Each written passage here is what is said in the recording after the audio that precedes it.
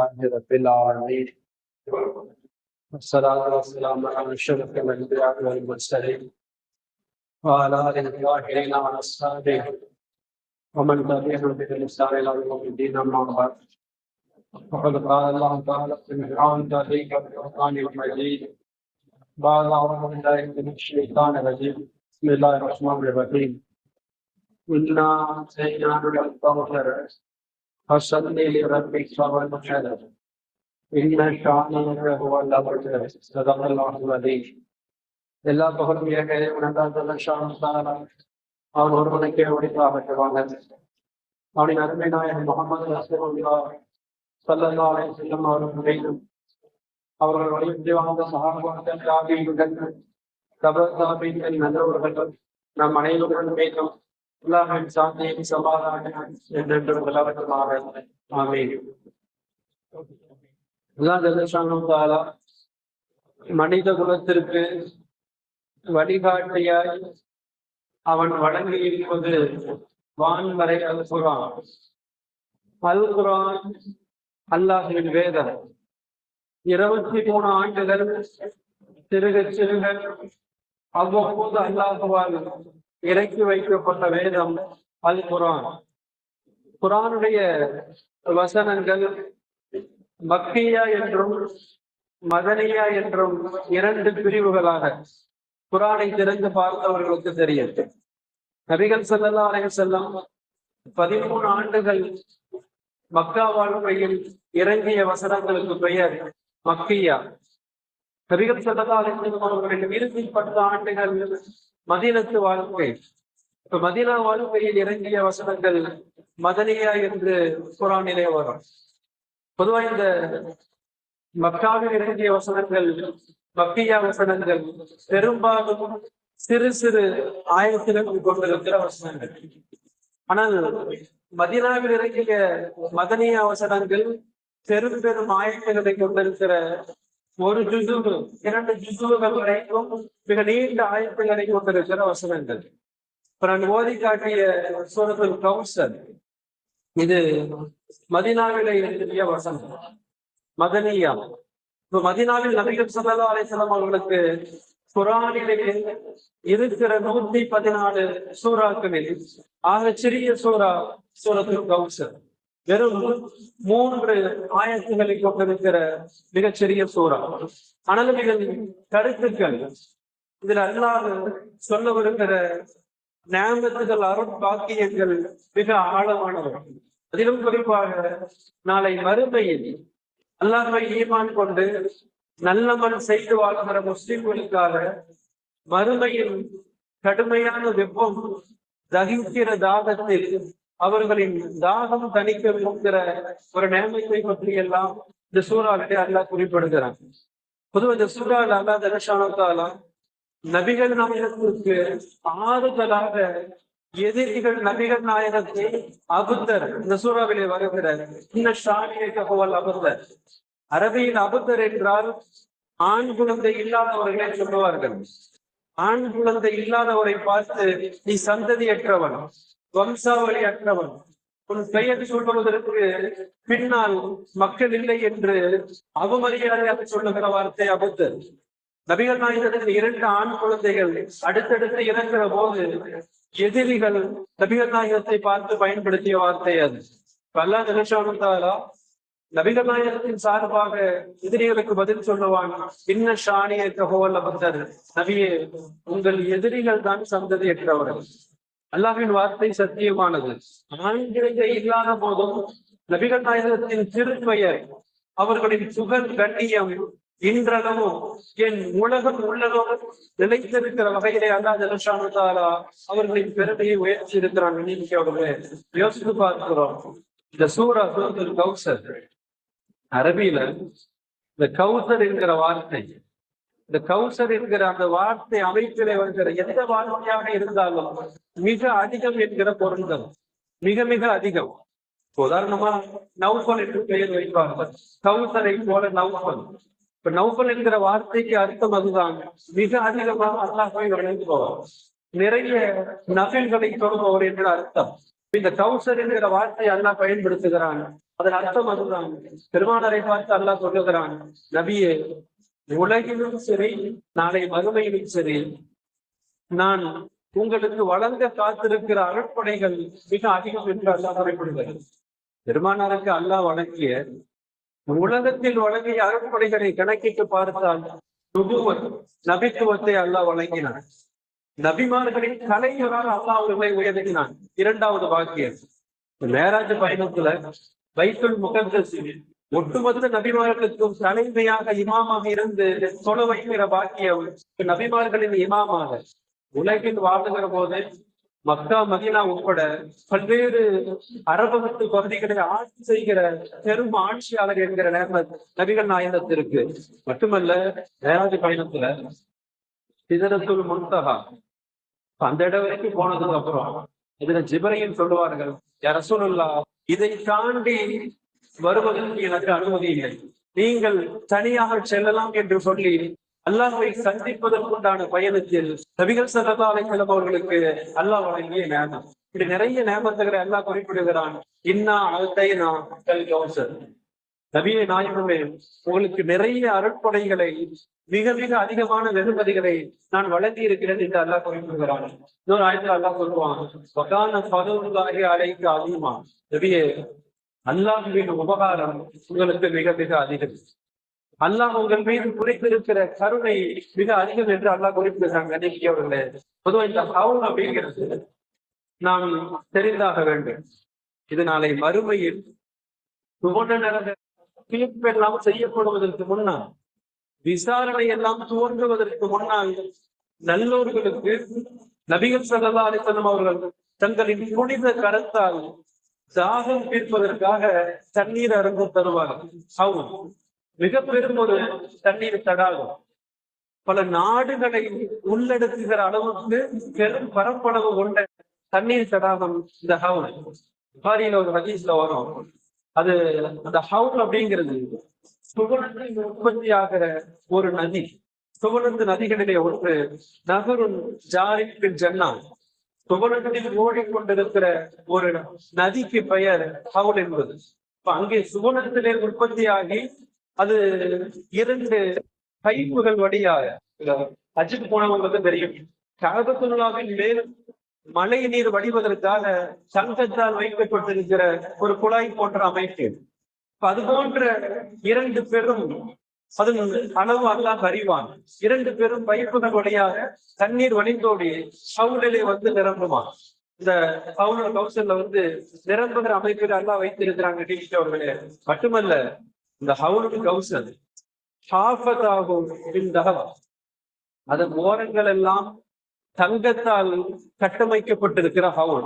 நம்ம பள்ளியாத்துல பார்க்கிற மாதிரி ஹவுல் கிடையாது, சும்மா சின்ன சதுரமா அது போன்ற அமைப்பு அல்ல. அதன் அளவை குறித்தும் அதன் அழகை குறித்தும் ஹதீஸ்களிலே பார்க்கிறோம். ஓரங்கள் எல்லாம் தங்க முலாம் பூசப்பட்டிருக்கிற, தங்கத்தால் செய்யப்பட்டிருக்கிற ஹவுல் அது. மட்டுமல்ல, வஜ்ராகோ அல்ல துரை வகையாகும் தண்ணீர் ஓடுகிற வழியும் கூட முத்துக்கள் மரகதங்கள் பதிக்கப்பட்டிருக்கும். தண்ணி ஓடுகிற பாதை, தண்ணி ஓடுகிற வழிகள் கூட முத்துக்களாலும் மரகத்தாலும் பதிக்கப்பட்டிருக்கும். துர்பதோகு அச்சமும் இருந்தால் அதன் மண் வாசனை கூட கஸ்தூரியை விட மனம். இவ்வளவு பாக்கியங்களை நல்லோர்களுக்காக அல்லாஹ் நாளை மறுமையிலே வைத்திருக்கிறான். அந்த ஹவுலின் மண் வாசனை கூட கஸ்தூரியை விட மணக்கும். மாவு அகலாமின் அசல், தண்ணீர் தேனை விட இனிமையாக இருக்குமா. இப்ப அதில் அல்லாஹ் நல்லோர்களுக்கு நபிகள் நாயகத்தின் புனித கரத்தால் தண்ணீர் புகட்டப்படுமா. தேனை விட இனிமையான தண்ணீர், இந்த பனிக்கட்டியை விட வெண்மையாக பளிச்சிடுகிற தண்ணீர். இந்த ஹவுலை குறித்த வர்ணனை ஹதீஸ்களிலே வருகிறது. கண்ணிமிக்கவர்களே, அதுவும் நபிகள் ஸல்லல்லாஹு அலைஹி வஸல்லம் மயங்கி விழுவாங்க, மயக்கம் போட்டுருவாங்க. கொஞ்ச நேரத்துல மயக்கத்திலிருந்து எதிர்ப்பாங்க, திருப்பி கொண்டே எழுவார்கள். மயக்கத்தில் இருந்து எழுவார்கள். சஹாபாக்கள் கேட்பாங்க, மா அது சக்கரையா ரசூலல்லாஹ், பெருமானாரே சிரிக்கிறீர்கள், என்ன காரணம்? உங்களை சிரிக்க வைத்தது எது? நபிகள் ஸல்லல்லாஹு அலைஹி வஸல்லம் சொல்லுவார்கள், உன்சிலர் அலைய ஆயத்து, எனக்கு ஒரு வகை இறங்கி இருக்கிறது, ஒரு சூறா இறங்கி இருக்கிறது. ஆனிப்பா கொஞ்ச நேரத்துக்கு முன்னால இறங்குச்சு. சொல்லிவிட்டு பெருமானார் சொல்லுவார்கள், ஒரு நதியை குறித்து அல்லாஹ் எனக்கு சுப செய்தி சொன்னான், ஒரு ஆற்றை குறித்து அல்லாஹ் சுப செய்தி சொன்னான், அதை எனக்கு அல்லாஹ் வாக்குறுதி தந்திருக்கிறான். நபியே, அது உங்களுக்கு சொந்தமான நதி. இந்த கௌசரை குறித்து பெருமானார் சொல்றாங்க. சொல்லிவிட்டு சொன்னார்களாம், ஹவுலுகு, அதை சுற்றி என் உம்மத்து வருவார்கள். இந்த ஹவுலுல தண்ணீர் பருகுவதற்காக என் சமுதாயத்தின் ஆண்களும் பெண்களும் கூட்டம் கூட்டமாக அந்த கௌசரை சுற்றி வருவார்கள். சொல்லிவிட்டு சொன்னார்களாம், ஆணியத்தினோ அதது நுஜும், தண்ணீர் குடிக்கிற குவளைகள். அந்த கௌசர்ல தண்ணீர் குடிப்பதற்காக அள்ளி பருகுவதற்காக வைக்கப்பட்டிருக்கிற குவளைகளை குறித்து பெருமானார் சொல்வார்கள், அதது நுஜும், நட்சத்திரங்களின் எண்ணிக்கை அளவுக்கு குவளைகள் அங்கே கொடுத்து வைக்கப்பட்டிருக்கும். ஏன்னா பல்லாயிரம் பல கோடிக்கணக்கான முஸ்லிம்கள் தாகம் தணிக்க வேண்டும். நட்சத்திரங்களின் எண்ணிக்கை அளவிற்கு அதிலே குவளைகள் வைக்கப்பட்டிருக்கும். இந்த ஹவுலை அல்லாஹ் ஜல்லஷானு தஆலா எனக்கு வாக்குறுதி தந்திருக்கிறான் என்று நபிகள் ஸல்லல்லாஹு அலைஹி வஸல்லம் சொல்லிவிட்டு அவர்கள் சிரித்ததாக பார்க்கிறோம். மன்னிக்கவர்களே, இதே இந்த ஹவுல் கௌசல்ல எல்லாருக்கும் அந்த பாக்கியம் கிடைச்சிடாது. சில நபர்கள், பெருமானாரின் உம்மத், நபிகள் நாயகத்தின் அந்த வழியிலே வந்தவர்கள், பெருமானாரின் சமுதாயத்தை சார்ந்தவர்கள், ஆனாலும் அவர்கள் தண்ணீர் அருந்த வருகிற போது மலக்குகளால் விரட்டப்படுவார்கள். மலக்குகள் அருகில் வரவிடாமல் தடுத்து நிறுத்துவார்கள், பக்கத்திலேயே வரவிட மாட்டாங்க.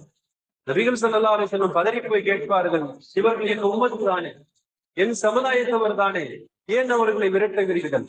உச்சபட்ச தாகத்திலே தண்ணீர் இருந்து வருகிறார்கள், ஏன் தடுக்கிறீர்கள் என்று கேட்கிற போது மலக்குகள் சொல்வார்களாம், யா ரசூலல்லாஹ், இவர்களை குறித்து உங்களுக்கு தெரியாது. உங்கள் காலத்திற்கு பிறகு வாழ்ந்தவர்கள், இவர்கள் மார்க்கத்தில் செய்த பல புதுமைகள், ஷரியத்தில் இல்லாதவைகளை எல்லாம் ஷரியத்தாக செய்தவர்கள், மார்க்கம் அனுமதிக்காதவைகளை எல்லாம் மார்க்கம் என்று பக்தி காட்டியவர்கள். எதுக்கு பயபக்தி காட்டணுமோ அதுக்கு காட்டுறது இல்லை, ஒண்ணுமில்லாததுக்கெல்லாம் பயபக்தி காட்டுறது. அப்ப பிதஅத் என்கிற புதுமைகளை தீனின் பெயரால் கட்டமைத்தவர்கள் என்று சொல்லுகிற போது நபிகள் ஸல்லல்லாஹு அலைஹி வஸல்லம் அவர்கள் மௌனம் சாதிப்பார்கள். இப்ப சில நபர்களுக்கு அல்லாஹ் இந்த வாக்கியத்தை தடுக்கிறான். கனிமிக்கவர்களே, முஸ்லீம்ல ஒரு ஹதீஸ் வருது, எனக்கு அபூ ஹுரைரா ரலியல்லாஹு அன்ஹு அறிவிக்கிறாங்க, நபிகள் ஸல்லல்லாஹு அலைஹி வஸல்லம் இவருடைய கபர்ஸ்தானுக்கு போவாங்க. போய் சலாம் சொல்லுவார்கள், ஸலாமு அலைக்க யா அஹ்லல் குபூர். இது சுன்னத். இந்த கபர்ஸ்தானுக்கு போனாலும் சலாம் சொல்லுங்க, ஸலாமு அலைக்க யா தார கௌமுல் முஃமினீன். இப்ப மூமினான சமுதாயம் அடங்கி இருக்கிற மன்னரை வாசிகளே, உங்களுக்கு சலாம் உண்டாகட்டும். அடுத்து சொல்லுவார்கள், இன்ஷா அல்லாஹ் பிக்கும் லாஹிகூன், அல்லாஹ் நாடினால் நாங்கள் பின்னாலே உங்களை சந்திக்கவிருக்கிறோம். கபருக்கு போன சொல்லக்கூடிய சலாம். அல்லாஹ்வின் நாட்டம் இருந்தால் அடுத்து நாங்களும் உங்களை பின்தொடர்ந்து வரவழைக்கிறோம் சொல்லிட்டு பெருமானார் சொன்னாங்க சஹாபாக்கிட்ட, என் சகோதரர்களை பார்ப்பதற்கு நான் ஆவல் கொள்ளுகிறேன். பெருமானார் சொன்னாங்க, என் சகோதரர்களை பார்ப்பதற்கு எனக்கு ஆசை. சஹாபாக்கள் கேட்டாங்களா, யா ரசூலல்லாஹ், நாங்க தானே உங்கள் சகோதரர்கள். பெருமானார் சொல்லுவாங்க, பலன்தும் அஸ்ஹாபி, நீங்கள் என் தோழர்கள், சகோதரர்கள் அல்ல, நீங்கள் என் தோழர்கள். சொல்லிவிட்டு பெருமானார் சொல்லுவாங்க, அல்லது நம் யாருக்கும் பாதிச்சு சகோதரர்கள் யார் அப்படின்னு சொன்னா, இதுவரை அவர்கள் பிறக்கவில்லை, என் காலம் வரை அவர்கள் பிறக்க மாட்டாங்க, எனக்கு பின்னால் உலகில் பிறந்து வாழக்கூடியவர்கள். சொல்லிவிட்டு பெருமானார் சொல்லுவாங்களா, சஹாபாக்கள் கேட்டாங்க, யாருக்கும் எப்படி நீங்க அடையாளம் கட்டுக்குவீங்க? உங்க காலத்துல அவங்க வாழல, நீங்க முன்ன பின்ன அவங்கள பார்த்தது இல்ல, சகோதரர் என்று சொல்லுகிறீர்கள், மறுமையில் எப்படி அவர்களை அடையாளம் கண்டு கொள்வீர்கள் கேட்கிற போது பெருமாள் சொல்லுவாங்களாம், நாளை மறுமையில் மஹ்ஷர் மைதானத்துல இந்த ஹவுலுல் கௌசரில தண்ணீர் அருந்த வருவார். பெரும் கொண்ட மனிதர்கள் கூடி இருக்கிற போது, ஒட்டுமொத்த மனிதர்களும் கூடி இருக்கிற போது தனியாக அவர்களை அடையாளம் காண்பேன். எப்படி தெரியுமா? குர்ரம் முகச்சலீன், உலகில் வாழுகிற போது நிறைய ஒழு செய்து ஒழுவின் உறுப்புகள் எல்லாம் அப்படியே மின்னி பிரகாசித்துக் கொண்டிருக்கும். இந்த அடையாளங்களை வைத்து அவர்களை அடையாளம் காண்பேன் என்பார்கள் நபிகள் ஸல்லல்லாஹு அலைஹி வஸல்லம். இன்னொரு உதாரணத்தை சொல்லுவாங்க, கருப்பு வெள்ளை குதிரைகள் ஒன்றோடு ஒன்று கலந்திருக்கிற போது எப்படி எளிதாக அடையாளம் காண முடியுமோ அதுபோல் கண்டுகொள்வேன் என்பார்கள் நபிகள் ஸல்லல்லாஹு அலைஹி வஸல்லம். ஒன்று நிறைய குதிரைக்காக செய்கிற போது அந்த ஒழுவின் உறுப்புகள் பிரகாசிப்பது நாளை மறுமையில் நபிகள் ஸல்லல்லாஹு அலைஹி வஸல்லம் தன் சகோதரர்களை அடையாளம் காண உதவும் கண்ணியமிக்கவர்களே. ஆகியபடி இந்த ஹவுருல் கௌசர் பல்வேறு சிறப்புகளை அல்லாஹ் இந்த வசனங்களிலே குறிப்பிடுகிறாங்க. இது மட்டும் இல்ல, இந்த ஹவுருல் கௌசருடைய நீள அகலம் எத்துணை மிக பெரிய பறந்திருக்கிற ஹவு அப்படின்னு சொன்னா ஹதீஸ்களிலே வருகிறது. பின் மக்கானியில அம்மா பெருமானார் சொல்லுவாங்க, மதீனாவில் இருந்து அம்மான் என்கிற பிரதேசம் வரை உள்ளுகிற தொலைதூரம் அவருடைய தொலைதூரம் கிட்டத்தட்ட ஈராக், அம்மான், ஓமன் உட்பட பல நாடுகள் சேர்ந்திருக்கிற பரப்பளவு அளவுக்கு மிகப்பெரிய பரந்த விசாலமான அந்த ஹவுருல் கௌசர் கட்டிமிக்கவர்களே. யோசித்து பார்க்கிறோம், நாளைக்கு வறுமையில பல ஆயிரக்கணக்கான மலக்குமார்கள் அந்த ஹவுலை சுற்றி பாதுகாப்பு பணியில ஈடுபடுத்தப்பட்டிருப்பாங்க. ஏன்னா மலக்குகளின் அனுமதி இல்லாம யாரும் தண்ணீர் குடிச்சிட முடியாது. இப்ப அவர்களை தாண்டி யாரும் போய் தண்ணீர் பறிக்க விட முடியாது. பல்லாயிரக்கணக்கான மலக்குகள் பாதுகாப்பு பணியில இருப்பாங்க. மக்ஷர் மைதானம், மக்ஷர் பெருவழி, அத்துணை மனித உலகம் அந்த மைதானத்திலே ஒன்று இருப்பார்கள். மனிதர்கள், ஜிம்கள் அனைவரும் உயிர் கொடுத்து எழுப்பப்பட்டு அந்த பெரு மைதானத்திலே கொண்டு வந்து நிறுத்தப்படுவார்கள். பூமி இரும்பாக மாறி போய் இருக்கும். இருக்கிற மண் தரையாக இருக்காது, இரும்பு தரையாக. சூரியன் தலைக்கு மேல் சூரியன் என்கிற நிலையில் பூமி இரும்பு கொதித்து அப்படியே தனித்துக் கொண்டிருக்கும். மட்டுமல்ல, மனிதர்கள் வியர்வை ஆற்றை மூழ்கி கொண்டிருப்பார்கள். இந்த நேரத்துலதான் ஹவுருல் கௌசருடைய முக்கியத்துவத்தை நம்ம தெரிந்து கொள்ள முடியும். வியர்வை, பாவங்களின் அளவுக்கு வியர்வை. சில பேருக்கு சரண்டை கால் வரை வியர்வை, முழங்கால் வரை சில பேருக்கு இடுப்பு வரை, சோற்றம் வரை சில பேர் வியர்வை ஆற்றை, சில பேர் முழுமையாக மூழ்கி முடிகிற அளவுக்கு வியர்வை. வியர்வையும் கூட கொதித்து போயிருக்குமா, துர்வாடை ஒரு பக்கம், கொதித்து போயிருக்கிற சகிக்க முடியாத வாடை ஒரு பக்கம் கண்டிப்பிக்கவர்களே. இந்த நெருக்கடி நிலையில், இவ்வளவு நிர்பந்த நிலையில் தண்ணீர் தாகம் ஒரு பக்கம், நாவெல்லாம் வறண்டு இப்ப மிகுந்த நெருக்கடியில் இருக்கிற போது ஹவுருல் கௌசர் நோக்கி எல்லாம் வருவோம் தண்ணீர் குடித்து தாகம் தீர்ப்பதற்காக. இப்ப பாவிகள், காபிர்கள், முஷ்ரிக்குகள் தடுத்து நிறுத்தப்படுவார்கள். நல்ல முஸ்லிம்கள் உலகில் வாழுகிற போது நல்லவன் செஞ்சவர்களுக்கு அந்த பாக்கியம் கிட்டும். வேண்டிக்கிறவர்களே, ஒரு முறை அந்த ஹவுரை குடிச்சிட்டாங்க அப்படின்னு சொன்னா அடுத்து சுவனம் செல்லுகிற வரை அவர்களுக்கு தாகம் ஏற்படாது. அல்லாஹ் ஒரு பாக்கியத்தை வைத்திருக்கிறான். மண் ஷரிப மின்ஹா, யார் அந்த ஹவுருல் கௌசரில், இது விசாரணைக்கெல்லாம் முன்னாடி உள்ள ஹவுர், அதில் ஒரு முறை குடிக்கிறார்களோ லம் யல்மா பாதகமாக, சுவனம் செல்லுகிறவே அவர்களுக்கு தாகம் ஏற்படாது. அல்லாஹ் அந்த பாக்கியத்தை வைத்திருக்கிறான். கண்ணிமிக்கவர்களே, யோசித்து பார்க்கிறோம், இவ்வளவு நெருக்கடி நிலையில பெருமானாரின் ஷஃபாத் ஒரு பக்கம், ஒவ்வொரு நபியிடத்திலே போய் மன்றாடுவார்கள். எல்லாரிடத்தில் நீங்கள் கெஞ்சி விசாரணையை ஆரம்பிக்க சொல்லுங்க. நாங்கள் நரகம் சென்றாலும் பரவாயில்லை, இந்த மக்ஷரிலே நிறுத்துகிற வேதனை, இந்த வெயிலின் தாகம், வெயிலின் கொடுமை எங்களால் தாங்க முடியவில்லை, விசாரணை ஆரம்பிக்க சொல்லுங்கள் என்று சொல்லி ஒவ்வொரு நபியிடத்தில் போய் கெஞ்சுவார்கள்.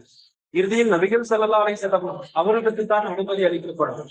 பெருமானாரின் ஷஃபாத்திற்கு பிறகு விசாரணை ஆரம்பிக்கப்படும். நினைக்கிறவர்களே, நல்லோர்களுக்கு பெருமானாரின் புனித கையால் ஹவுரிலே தண்ணீர் தரப்படும். இல்லாத பாக்கியத்தை எல்லோருக்கும் தந்தருள்வானாக. சிறப்பானவர்களே, ஒரு பக்கம் இந்த ஹவுருடைய தண்ணீர், இன்னொரு மறுமையில் ஒரு தண்ணீர் என்ன அப்படின்னு சொன்னா மாவும் தயார். இது ஒரு மறுமையில் அல்லாஹ் வழங்கக்கூடிய தண்ணீர். இந்த நரகவாசிகள், முஸ்லிம்கள், காபிர்களை பொறுத்தவரை மறுமையின் மன்னிப்பு கிடையாது. முஸ்லீமாக இருந்து பெயர் தாங்கிய முஸ்லீமாக வாழ்ந்தவர்கள், பெரும் பாவிகள், இறுதி வரை திருந்தாமல் தௌபா இல்லாமல் மரணிப்பவர்கள், இவர்களை பொறுத்தவரை நாளை மறுமையில் அந்த குறித்த பாவங்கள் தண்டனை நரகில், சில காலங்கள் நரகில் இருந்தாக வேண்டும். தௌபா இல்லாம மௌத்தாயிட்டாங்க அப்படின்னு சொல்லுவாங்க. அதனாலதான் சொல்லுவாங்க, பாவிகள் தௌபாவை தாமதப்படுத்தக்கூடாது. பின்னால பாத்துக்கலாம், வயசாயிருச்சு, கடைசி காலத்துல பாத்துக்கலாம் என்று செய்கிற பாவத்திற்கு தௌபா தாமதப்படுத்துவது மிகப்பெரிய பாவம். அப்ப இந்த நரகவாசிகள் நரகில இருக்கிற போது முஸ்லிம்கள் சில காலங்களுக்கு பின்னால் அல்லாஹ் அவங்க மீது கருணை கொண்டு உள்ளத்தில் இருக்கிற ஈமானிய வரக்கத்தினால், எந்த அமலும் இருந்திருக்காது, ஈமான் மட்டும் இருந்திருக்கும். அல்லாஹ் ஒருவன் என்று நம்பி இருப்பார், ஷிர்க் இருந்திருக்காது, மறுமையை நம்பி இருப்பார், ஆனா நல்ல அமல் இருந்திருக்காது. இந்த கலிமாவை ஒளிந்திருக்கிற வரக்கத்தினால் நரகிலிருந்து வெளியே கொண்டு வரப்படுவார். பெருமானாரின் ஷஃபாத்தின் காரணமாக வெளியே வருவார். நரகத்துல பல ஆண்டுகள் உள்ளே கிடந்து வெந்து கறிக்கட்டைய போல வருவாங்க. உயிர் மட்டும் போகாது. இப்ப நரகின் தண்டனை தொடர்ந்து கிடைக்கும் கொண்டே இருக்கும், உயிர் மட்டும் தெரியாது. வெளியே வர்றப்ப ஒருவித அருவருப்பான அசிங்கமான தோற்றம். நரகத்துக்கும் சோழத்துக்கும் இடையில் ஓடுகிற நதி இந்த மாவும் ஹயாத், ஜீவ நதி. மலக்குகள் அந்த நதியில ஒரு முறை குளித்து வர சொல்லுவார்கள். அந்த நதியில் மூழ்கி அவர் எழுதுகிற போது, குளிப்பாட்டி வெளியே வருகிற போது அத்துணை அசிங்கமும் கருமையும் போய் பளபளக்கிற உடலாக அவர்கள் மதிப்பம் கட்டிவிட்டவர்களே. இது இரண்டாவது மாவு ஹயாத். இப்ப நரகவாதிகள் சுவனத்திற்கு போவதற்கு முன்னால் ஜீவ நதியில் குளித்து விட்டு நல்லோர்களாக சுவனத்திற்கு போவார்கள். இப்படி மறுமையின் பாக்கியங்களை குரான் சொல்லுறது நினைக்கிறோடு. அதனாலதான் நபிகள் ஸல்லல்லாஹு அலைஹி வஸல்லம் அவருடைய கடைசி காலகட்டத்துல நிறைய அவர்கள் சஹாபாக்களுக்கு சொன்ன வார்த்தை மறுமை குறித்து பேசியிருக்கிறாங்க. உலகை விட்டு பெறுவதற்கு சில காலங்களுக்கு முன்னால் பெருமானாரின் போதனைகள் நிறைய மறுமையை குறித்து, ஹவுலுல் கௌசரை குறித்து, நரக வேதனையை குறித்து சஹாபாக்கள் அவர்களது பெருமானார்கிட்ட நிறைய இந்த ஹவுலை குறித்து கேட்டு தெரிந்து கொண்டார்கள். ஹவுலுல் கௌசரை குறித்து இதெல்லாம் அவ்வளவு கடும் தாகம் ஏற்படுகிற போது தண்ணீர் பருக வேண்டும், தாகத்தை தீர்க்க வேண்டும், என்ன வழி என்று சஹாபாக்கள் கேட்பாங்க. கண்டிப்பார்களே, இமாம் சுபக்கி ரஹ்மத்துல்லாஹ், ஷாஃபி மதுஹபுடைய மிகப்பெரிய ஒரு மேதை இமாம் சுபக்கி ரஹ்மத்துல்லாஹ், அவங்க எழுதுறாங்க, உலகில் புனிதமான சில தண்ணீர்கள் இருக்கிறது. தண்ணீர்களுக்கு சிலவை புனிதமானது. முதலாவதாக சொல்லுவார்கள், நாம் அறிந்திருக்கலாம் ஹுதைபியா உடன்படிக்கை.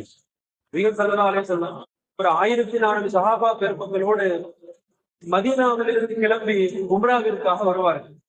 வழியில ஹுதைபியா இருக்கிற இடத்திலே தடுத்து நிறுத்தப்படுவார். மக்களுக்கு காபீர்கள் குறைஷிகள் உம்ரா செய்வதற்கு அனுமதி மறுப்பார். அங்கே இருந்துட்டு திரும்பிடுவாங்க. ஆனால் கொண்டு வந்த தண்ணீர் தீர்ந்து போயிருக்கும், உணவு தீர்ந்து போயிருக்கும். மீண்டும் மதீனா திரும்புவதற்கு பல நாட்கள் பயணம். பெருமானார் சொல்லுவாங்க, எங்கேயாவது தண்ணியை தேடிட்டு வாங்க அப்படின்னு சொல்லுவாங்க. எங்கேயாவது கிணறு இருக்கிறா, ஏதாவது தண்ணி வசதி இருக்கா பார்க்க சொல்லுவாங்க. சஹாபாக்களை போய் பார்ப்பாங்க. ஒரு பெண் கொஞ்சம் பாத்திரத்துக்கு தண்ணி வச்சிருப்பாங்க. இப்ப சஹாபாக்கள் அந்த பெண்ணை கூட்டிட்டு வருவாங்க. சஹாபாக்கள் அந்த தண்ணீரை கொஞ்சம் பயன்படுத்துவார்கள். நம்ம 1400 சஹாபாக்கள் இருக்கிற தண்ணீர் சிறிதளவு தண்ணீர். இப்ப என்ன செய்யறது? நபிகள் ஸல்லல்லாஹு அலைஹி வஸல்லம் நபிமார்களுக்கு அல்லாஹ் சில மனிதர்களால் செய்ய முடியாத அற்புதங்களை மோஜிசாக வழங்குவான். பெருமானாருக்கு வழங்கிய அற்புதங்கள் 100 கணக்கில். நபிகள் ஸல்லல்லாஹு அலைஹி வஸல்லம் அவர்களது மோஜிசாவாக அற்புதமாக அந்த கை விரல்கள், பெருமானாரின் புனித கை விரல்களை அவர்கள் அந்த பாத்திரத்தில் உள்ளே வைக்கிற போது விரல்களுக்கு இடையிலிருந்து தண்ணீர் அப்படியே இருந்து ஓடும், தண்ணீர் கீற்றெடுக்கும். சஹாபாக்கள் தாகத்தை தீர்த்தது மட்டுமல்ல, ஒழு உட்பட பல்வேறு தேவைகளை நிறைவு செய்றாங்க என்று பார்க்கிறோமே. இமாம் சுபக்கி சொல்றாங்க, புனிதமான தண்ணீர்களிலே முதலாவது நபிகள் நாயகத்தின் பரக்கத் பொருந்திய தண்ணீர் அப்படின்னு சொல்றாங்க. இரண்டாவதாக இமாம் சுபக்கி அவங்க சொல்லுவாங்க, புனிதமான தண்ணீர் அப்படிங்கிறது இந்த ஜம்சம். நபி இப்ராஹிம், ஹாஜரா அம்மையார், இஸ்மாயில் அலைஹிஸ்ஸலாம் குடும்பத்தின் ஒட்டுமொத்த தியாகத்தின் பலனாய் அல்லாஹ் உலகத்திற்கு வெளிப்படுத்திய ஜம்சம் நீர். இரண்டாவது பரக்கத் பொருந்திய தண்ணீர். மூன்றாவதாக சொல்லுவார்கள், மறுமையில் தாகம் தணிக்க காத்திருக்கிற ஹவுலுல் கௌசர் இருக்கிற அந்த தடாகத்தின் தண்ணீர். இறுதியாக சொல்லுவார்கள், உலகில் ஓடுகிற நைல் நதி. இப்ப எகிப்து நாட்டில் ஓடிக்கொண்டிருக்கிற நைல் நதி, அது அடுத்து சிறப்பான தண்ணீர். ஏன்னா ஹதீஸ்ல எப்படி வருது அப்படின்னு சொன்னா, சையீதுல் அன்ஹார் என்று வருகிறது. ஆறுகளிலேயே தலையாய ஆறு, தலைமை ஆறு நைல் நதி என்று வருகிறது. இந்த 4 வகைகளை பட்டியலிட்டு சிறந்த தண்ணீர் என்று சொல்றாங்க. கண்டிப்பாக இந்த ஹவுலுல் கௌசர்ல முதலாக தண்ணீர் பருக போவது யாரு தெரியுமா? முதலாக அதில் தண்ணீர் இருந்தவர் பார்த்து யாருக்கு அப்படின்னு சொன்னா, ஃபுகஹாஉல் முஹாஜிரின். மக்காவிலிருந்து ஹிஜ்ரத் செய்த மதீனாவிற்கு வந்த ஏழை முஹாஜிரின். எல்லா சஹாபாக்களும் முதல் கிடையாது. சஹாபாக்களிலேயே மிக மிக வறிய ஏழ்மை நிலைத்திருந்தவர்கள், பெரும் தியாகத்தின் பின்னணியில் இப்ப நாட்டை துறந்து, வீட்டை துறந்து, உறவுகளை பகைத்துக் கொண்டு ஈமானை உள்ளத்தில் சுமப்பதற்காக உச்சகட்ட தியாகங்களை, கொடுமைகளை அனுபவித்து மக்காவிலிருந்து மதீனா வந்த ஏழை முஹாஜிர்கள் சஹாபாக்கள். அவங்களுடைய நிலையில பார்த்தோம் அப்படின்னு சொன்னா, உடுத்துவதற்கு ஆடை இருக்காது. வெறுமனே ஒரு கோர்வையை மூடியிருப்பார்கள். மேலே மேனி திறந்திருக்கும், மேல போடுறதுக்கு சட்டை இருக்காது. பல நாட்கள் பசி பட்டினி. இவ்வளவு தியாகத்தின் பின்னால் ஈமானை காத்தவர்கள் இவர்கள் நாளை வறுமையில் முதலாக ஹவுலிலே தண்ணீர் பருகுவார்கள். கண்ணிமிக்கவர்களே, இது மட்டுமல்ல, சொர்க்கத்துக்கு அவங்கதான் போவாங்க. இப்ப விசாரணையெல்லாம் ஆரம்பிக்கிறதுக்கு முன்னாடியே சொர்க்கத்துக்கு உள்ள போவோம். மலத்துல கேட்பாங்களாம், இந்த விசாரணை எல்லாம் ஆரம்பிக்கலையே, இந்த கேள்வி வேலைக்கு எல்லாம் தொடங்கலையே, சொர்க்கத்துக்கு போறீங்க. இந்த முஹாஜிர்கள் சொல்லுவாங்களாம், விசாரணைக்கு என்ன இருக்கிறது, எங்களிடத்தில் கேள்வி கேட்பதற்கு என்ன இருக்கிறது, நாங்கள் சொத்துக்கள் சேர்க்கவில்லை, சுகபோகமாக உலகில் வாழவில்லை, அடிப்படை வசதிகள் கூட இல்லாமல் உலகில் நாங்கள் மிக குடும்பத்திலே வாழ்ந்து வருகிறோம், விசாரணைக்கு என்ன இருக்கிறது என்று சொல்லுகிற போது அவர்கள் விசாரணை இல்லாமல் சொர்க்கத்துக்கு போவாங்க. முதலில் இவர்கள் பெரும் பாக்கியசாலிகள். கண்டிப்பிக்கவர்களே, இயால் அவங்க சொல்லுவாங்க, இயால் சொல்றாங்க, இந்த ஹவுலுக்கு எல்லா முஸ்லீமும் தண்ணி கிடைக்குமா, முஸ்லிமான ஆண்கள் பெண்கள் எல்லோரும் அந்த பாக்கியத்தை பெறுவார்கள். நான் சில பேர் விதிவிலக்கு இல்லாமல் அவங்க சொல்றாங்க, யார் இஸ்லாத்தை விட்டு வெளியேறி விட்டார்களோ அவங்களுக்கு கொஞ்சம் பாக்கியம் கிடைக்காது. நம்ம நினைக்கலாம் இஸ்லாத்தோட வெளியே காஃபிரா போயிட்டாரு அப்படிங்கிறது மட்டும் இல்ல, கொள்கை ரீதியாக நான் முஸ்லிம் என்று சொல்லிக் கொண்டு தவறான கொள்கை இருக்கிற போது வெளியே போயிட்டாருன்னு அர்த்தம். எத்தனை பேர் பாக்குறோமா இல்லையா? எவ்வளவு குழப்பங்கள் கொள்கைகள் இஸ்லாத்து. அஹ்மதியா ஜமாத்துன்னு அது ஒரு குரூப், நபியை விட்டு மிர்சா குலாம் அப்படிங்கிறவன நபின்னு சொல்லிக்கிட்டு எவ்வளவு கொள்கை ரீதியான குழப்பங்கள், மறுமை குறித்த ஒரு உறுதியான நம்பிக்கை இன்மை.